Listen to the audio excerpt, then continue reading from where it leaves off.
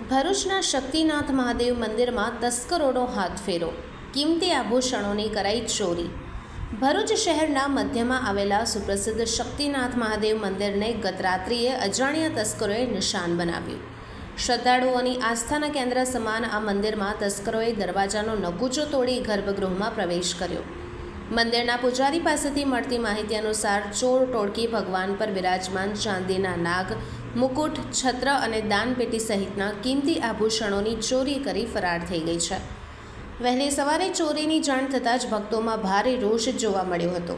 ઘટનાની જાણ થતાં જ સ્થાનિક પોલીસે સ્થળ ઉપર પહોંચી પંચનામું કરી સીસીટીવી ફૂટેજના આધારે તસ્કરોને પકડી પાડવા વધુ તપાસ હાથ ધરી છે। હું શક્તિનાથ મહાદેવ મંદિરમાં પૂજા કરું છું। મારું નામ નૈનેશ કુમાર સુરેશચંદ્ર જોશી છે।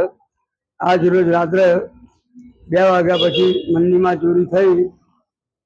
ચોરીમાં મુકટ ગયા, છત્ર ગયું, ગલ્લા ચોરાઈ ગયા। હવે કલયુગની અંદર ભગવાનને પણ છોડતા નથી।